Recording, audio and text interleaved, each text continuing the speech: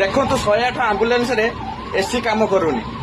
ମାନେ ଗରମରେ ପେସେଣ୍ଟ ମାନେ ମାନେ ଏତେ ସିରିୟସ ଅବସ୍ଥାରେ ବି ଆମ ସରକାର 108 ଆମ୍ବୁଲାନ୍ସରେ ବି ମାନେ ଏସିର ବ୍ୟବସ୍ଥା ରଖିନି। ଜଣେ ଯେ ଷ୍ଟାଫ୍ ଅଛନ୍ତି ତାଙ୍କୁ ପଚାରିବା କେତେ ଦିନ ହେଲା ଏସି ଖରାପ ହେଇସାରିଲାଣି। କେତେ ଦିନ ହେଲା ଭାଇ ଖରାପ ହେଇସାରିଲାଣି ଏସି?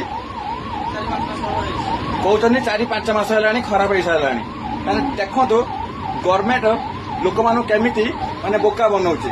ମାନେ ଏଠି ପେସେଣ୍ଟ ପ୍ରତିଦିନ ଏଠି ପେସେଣ୍ଟ ଯିବା ଆସିବା କରୁଛନ୍ତି ଏଇ ଗାଡ଼ିରେ। ଏ ଏସି ଠିକ ହବାର ମାନେ ଠିକ ହବାର ଅଛି କି ନାହିଁ କୁହନ୍ତୁ ଆପଣ ମାନେ। ମାନେ ଦେଖନ୍ତୁ ଗଭର୍ଣ୍ଣମେଣ୍ଟ ଲୋକଙ୍କ ପ୍ରତି କୋଉ ଭଳି ଧ୍ୟାନ ଦଉଛନ୍ତି। ମାନେ ବିନା ଏସିରେ ଗୋଟେ ପେସେଣ୍ଟ କେମିତି ଗାଡ଼ି ଭିତରେ ଯିବ ଏ ଗରମରେ? ଏ କଣ ସରକାର ଧ୍ୟାନ ଦେବା କଥା ନୁହଁ? ମାନେ 4-5 ମାସ ହେଲାଣି ଏସି ଖରାପ ଅଛି।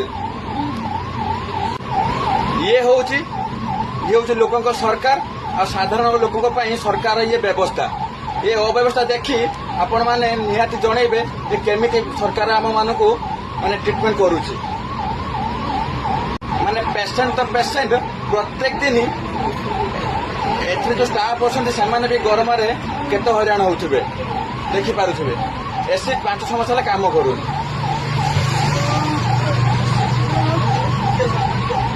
ଗରମରେ ଦେଖନ୍ତୁ ପେସେଣ୍ଟ କେତେ ହଇରାଣ ହଉଛନ୍ତି।